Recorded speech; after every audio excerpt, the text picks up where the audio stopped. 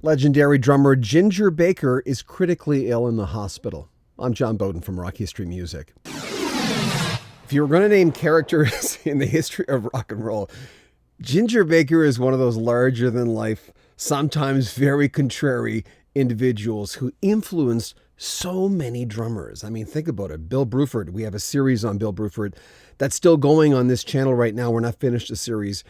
He was influenced. Neil Peart said, whether you knew it or not, almost all the drummers out there were influenced in one way or another by Ginger Baker. John Bonham of Zeppelin, Peter Criss of Kiss, Stuart Copeland of the Police, Alex Van Halen.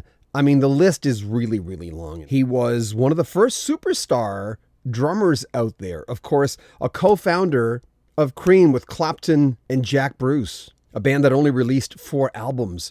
But Sunshine of Your Love, Strange Brew. He was one of the singers, even though basically Jack Bruce and Clapton took care of most of that. He co-wrote some songs with them. After that, joined Blind Faith, which included Stevie Winwood and his old Cream bandmate Eric Clapton. And their highest song, if you look at it on Spotify, is Can't Find My Way Home, which is no big surprise. A Steve Winwood classic. If you saw the documentary from a few years ago, you could see how contrary Ginger Baker really was. Did he attack? I forget. Did he actually? I think he attacked the guy who was trying to interview him. In the last few years, he had a lot of problems playing because of his physical ailments. He had COPD from smoking so many years. He told Rolling Stone magazine after getting off stage he would be in pain from playing. Had to cancel a tour a few years ago. In the list of Rolling Stone 100 greatest drummers, Ginger Baker was number 3. As far as monumental, influential drummers, he had a lot of problems, personal problems with the people around him because he was so damn contrary. Would he have turned out that way if it wasn't for like the excesses of the 60s? I don't know. Anyone who's involved with a Cream album like Disraeli Gears, their second album, their masterpiece, you got to bow down a little bit and just say, wow, you changed the trajectory of rock and roll. That's such a classic album. He also went solo. He contributed to a lot of albums after the big bands. He had his own band called Air Force for quite a few years, but it doesn't look good for Ginger Baker. He's 80 years old. We'll keep you up to date on this one. But share your stories. We'd appreciate that. Want to mention we've got some great interviews coming up. Shem Von Schreck and Steve Lukather of Toto, trying to iron down Steve Porcaro as well.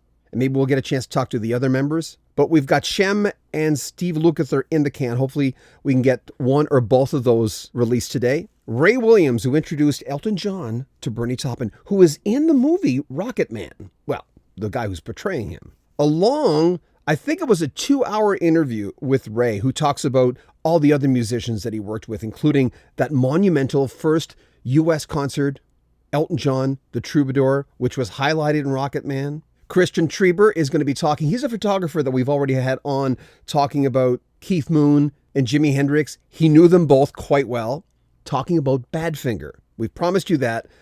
And instead of digging into the first interview, I decided to contact Christian and say, let's do another one. Let's do an interview just on Badfinger. And he tells a lot of tales. We've got a lot of periphery Elton John stuff to get back to Elton, of people who wrote books on Elton and people who have played with Elton John. We're locking a few of those down. More from our interview with Player's Peter Beckett, the lead voice of Player, also on the way. I can't even think of all the interviews we've got in the can. Jeff Coffey, brand new single coming out. We talked to Jeff and famous producer who is on his new album, Michael Omartian. We're going to do a whole series on Michael just by himself. I'm trying to think of all the people we've interviewed. They're all coming up anyway. I'm very excited about some of the interviews.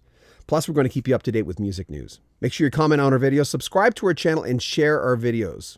I'm John Bowden from Rock History Music.